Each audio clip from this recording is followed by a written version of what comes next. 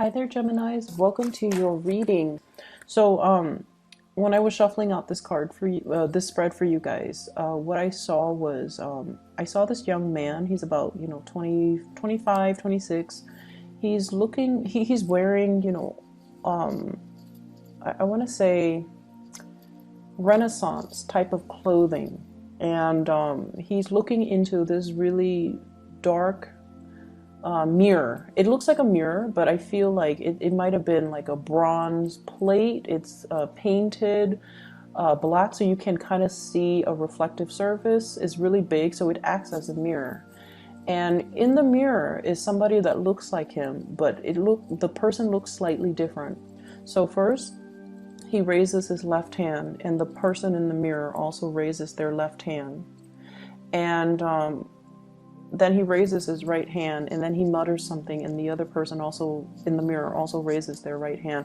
And then I'm thinking about oath, swearing in, doing an oath, swearing to tell the truth, things like that. And then I feel like there's like a crack in the mirror, and then it breaks, like the all the pieces break, so it turns from as something that's bronze or iron cast into something that is fragile, like glass. Okay, and that's where the image ends. So in conjunction with that image and this spread, what I feel is there is a massive mirroring energy, and I'm also feeling like I'm not able to pinpoint where the energy is coming from, because you and whoever you're dealing with, you're mirroring one another. Okay, if they're gonna fight dirty, I'm gonna fight dirty. If they're gonna be nice to me, I'm gonna be nice to them. So there's that element that I'm seeing here. So first of all, let me talk about something that can be, it's almost like anticipating that there's going to be conflict in the future, and you're bracing yourself for impact. I feel like you are very tense, and I see you as being in a situation where you don't know what's going to happen, but you're bracing for impact. It's almost like you don't want to be there. You don't want to deal with this confrontation. And you might not want to deal with this person. You don't know how it's going to play out, but you're keeping very, very, very steady to your course because you believe it is the best thing ever. And you could potentially be facing one other person or a group of people, and there's opposition, but you're just like, I'm going to maintain true to my course. And I see like a courtroom, that whole swearing in, promising to be honest and truthful, and to be able to relay information that represents the truth. So I see something like that, possibly a court date with another person, possibly being called to court to summon to tell your side of the story. And then I'm also seeing as well, going back to that mirroring energy, I'm not seeing a lot of work and a lot of finance, career situations that are really occupying the space in your mind. I'm seeing more romance, okay? And let me just relay the information as I see it. I see a huge age difference between two people. You could be the younger one, or you could be the older one. Once again, it's hard for me to pinpoint this energy. And what I have here is, the advent of a birth. This is the birth. This is somebody who is very, very young. They're coming into the world. They're trying to find themselves. And then we end with a very, very old man who has learned everything he is to learn. And he's trying to give the guidance and the advice and the knowledge, to transmit knowledge to the younger generation. Okay, so there's an element about things coming full circle in this spread. And I'm almost like feeling like there are things that you have to learn. You're in the process of unraveling, learning something. And when we are in a learning environment, we have to, be defenseless. We have to also understand that I'm not an expert in my field. So I need to humble myself to take other people's advice.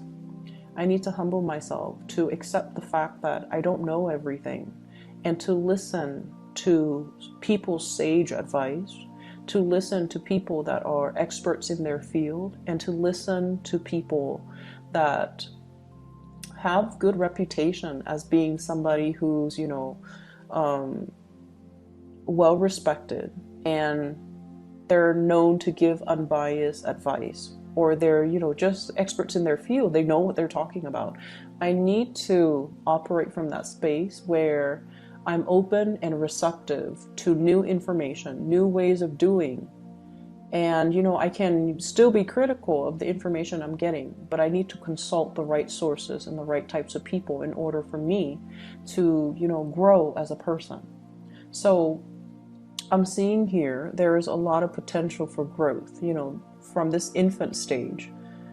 And so when we're approaching life and the new year from this stage of infancy, we need to be receptive, and we need to let information come in, and we need to let our defenses, our guard down, and accept the information that's coming in. So maybe there's a different way to do things that doesn't have to be conflictual.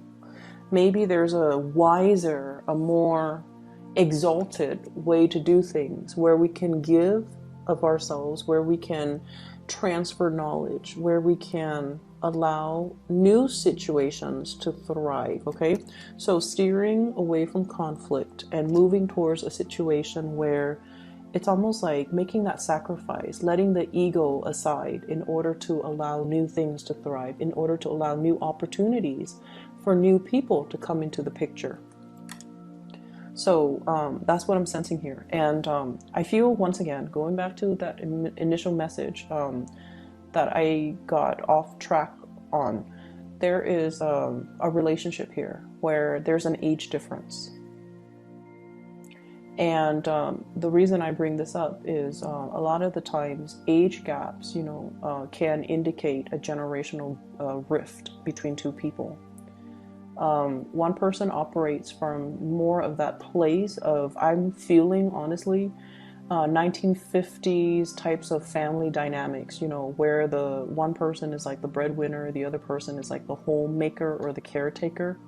One person comes home with his usually briefcase, and then the other person that's at home comes and greet them at the doors. The kids are always properly dressed, they're clean, they there's possibly going to sermons on the weekends, on Sundays. So that's the type 1950s Americana type of a family dynamics that I'm seeing. One person might be used to that or might want that. And then the younger person might be looking for something a little bit more exciting. The young person might feel like, marriage is nice and all, but look at the divorce rates. Do we really need the institution of marriage? So one person might be a little bit more of a nonconformist. So I do see ideological clashes, values clashes between two people because of this age gap. And age, when we love somebody, is not really a major factor. But when we think about our childhood conditioning and the environment we grow up in, the age gap can create rifts further down the line, okay, just based on our worldview of the generation that we grow up in. I mean, look at the new generation. They're so inundated with electronics, and there's like really high rates of, ADD amongst children. So we have to factor these things into the dynamics of the relationship, and we have to really understand where the other person's coming from, okay? And so I see this this attraction, and I see a major age gap. And then I also feel like for many of you, there might also be age gaps in your existing relationship that creates conflicts, that disallows you to see eye to eye with one another. And I feel like there is a very brazen, bold communication that came through from somebody. It could be from your end, it could be from your partner. Bold, brazen communication that was like stark, naked truth. And the reason I say that is because of this card. Okay, so this is here, is equivalent to the Page of Swords. This is like bold, brash communication, and I don't feel that is brash, but I feel like somebody is putting everything on the line. I mean, he's got nothing left to lose, and he's in a little bit of an interesting situation. Okay, so somebody is offering you possibly an interesting proposal, and you might sit with this information and you don't know what to do with it. And I'm feeling inner conflict from your end. I'm feeling like there's something happening here for this week where you are awoken to your passion. You are awoken to something new. It's like whatever flame that has been flickering and, you know, growing to embers and have been kind of squashed out in your life, it's being reignited in a very, very big way. And it's being reignited by a person. I see a physical person coming into the picture. And the flames could be anger, or the flames could be love. It could be passion, or it could be lust. So however this operates for you, it's going to be different. But I definitely see a spark of passion, of something that you thought, you know, it's done and over with, it's gone. It's being lit up again. And so it could signal to me, you know, facing a conflict with somebody that gets your blood pressure up. Or it could be dealing with something that is new and passionate, and it's almost like either way there's some daring, provocative communication coming through, and you're sitting with it and you're like not really sure what to do. You're not really sure what to say, and you're not really sure what you need to do. I feel like some of you might be in a relationship and you're being solicited from outside your relationship, and you're just like, no, I'm good where I'm at. You know, I'm safe. I trust my partner. I don't know if I trust you 100%. So I feel like that's what I got. And then for others, I feel almost like you're afraid to go after this new spark of passion or pursue that person because you feel like, no, they're gonna break my heart. I like them a lot, but I don't feel like they like me to the same extent. They might just want to, you know, just sleep with me and then leave me, or they might not be looking for the same relationship that I'm looking for, or they're not as committed. They're a little bit too flighty, so I'm just going to keep my feelings to myself. So I feel that, and I don't know if it's coming from you or the other person. That's the problem, because the energy is very mirrored. You know, it's they behave a certain way, so you behave a certain way, or you're looking at them through a specific lens. Okay, so for example, you know, going back to that expectation, that generational rift, that world view, you see things in a specific way, and then you kind of go out into the world and you look for signs and indicators that kind of confirm your biases. It's like confirmation bias. You're looking for, you're cherry picking evidence. You're looking for things that confirms what you already believe, and you're not open to seeing other things, other ways, other interpretations. And there's a big danger with that.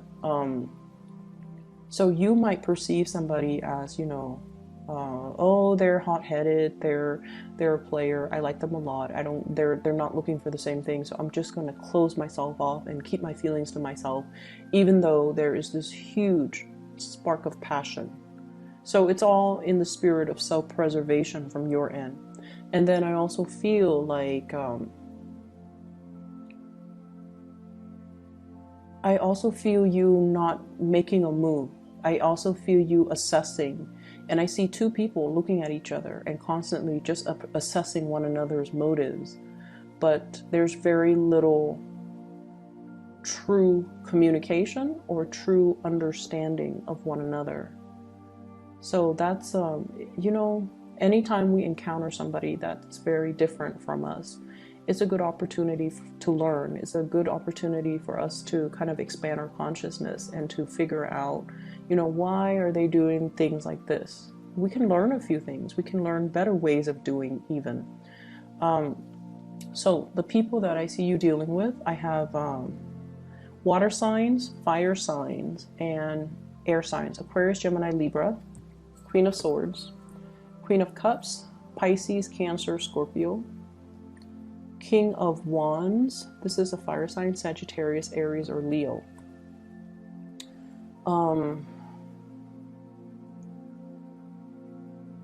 I'm seeing somebody. I feel like, okay, so with the water sign, seems like there is a little bit of an ego clash, ego conflict. One person, like different interests, one person wants to do this, the other person doesn't find that entirely interesting. This is somebody who's a little bit more of a homebody. They're not in particular adventurous. Not that all water signs are not adventurous, so I apologize for the cross watchers, but this is somebody that likes the comfort of their homes, okay? They might have routines as well. And I almost feel like the communication might not be great. And then we have the air sign and the fire signs that are bringing, a lot of new passion, new ways of thinking, it's like they're expanding your consciousness, they're expanding your sense of possibilities, your optimism. So the energy is very expansive, and I feel like it's a breath of fresh air. But at the same time, there might be that lack of emotional connection. So it's almost like you're not able to 100% feel safe with either people. But it signals to me that there's a lot of options on the table. So I see the older person going for the younger person, possibly reaching out, giving them something, making an offer, giving an offer, or, being the one to break the ice, being the one to come forward, being the one to communicate. And either way, I feel like there's some really bold, brazen communication that came into the picture. And I feel like it ignited something within you that is very undeniable. And I feel like you kind of need to act on it, okay? I will leave it at that for you guys. I just see like court case, and I also feel like this love situation where you kind of need to let your guard down, and you kind of need to deal with the person as a new person rather than projecting things, expectations, beliefs, or whatever it is onto this new person. You have to deal with them as a new individual. Okay, I hope that makes sense. So I wish you the best, Geminis. I'll be back next week, okay? I hope the situation clears up for you, and I hope it is helpful and that it resonates with you. Take care of yourself, and I'll see you soon.